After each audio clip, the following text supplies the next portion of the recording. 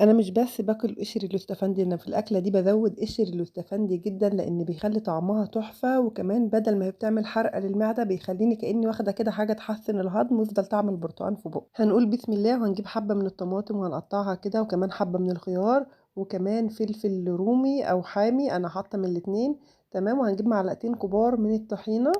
وهنزوّد عليهم كمان 3 أو 4 معالق كبار كده من الزيت، تستخدمي بقى زيت ذرة أو زيت زيتون، أي زيت اللي أنتِ عايزاه مش مشكلة. وبعد كده بقى نجيب بقى المكون الرئيسي بتاعنا اللي هو المِش الفلاحي، اللي أنا باموت في قشر اليوستفندي فيه. المِش الفلاحي غير المِش الصعيدي، ما بيبقاش قديم، وبيبقى فيه كده مكونات غير المِش الصعيدي، تمام، بيحطوا فيه فلفل، ده طبعًا مشترك بين الاتنين، وبتبقى الجبنة اللي فيه ساعات ما بتكونش قديمة، ممكن تبقى جديدة حتى لونه هو ما بيبقاش قديم، بيبقى فيه قشر يوستفندي، وبيبقى فيه ترمس، ماشي، ده عشان خاطر ما يبقاش فيه دود، لإن هو بصراحة ما بيبقاش فيه دود خالص، تمام، وبيبقى فيه حلبة، وكمان بيبقى فيه شمر. الحاجات دي كلها على فكرة حلوة أوي للمعدة. أنا بقى قشر الاستفندي ده بقى طول الشتا طبعًا باغسل الاستفندي كويس وأصفّيه كويس من المَيّة، والعلبة عندي فيها مِش في التلاجة، أزوّد بقى قشر الاستفندي لإني باحبه جدًا، طعمه بيبقى تحفة، بيخلّي كده بعد ما تاكليه بدل ما بيبقى الأكلة دي طبعًا طول الصيف بناكلها جنب البطيخ أو الشهد، وطبعًا إحنا بناكل بطيخ والشهد جنبها لإن هي بتعمل حرقة للمعدة الأكلة دي، عشان طبعًا بتبقى حادقة وحراقة جدًا.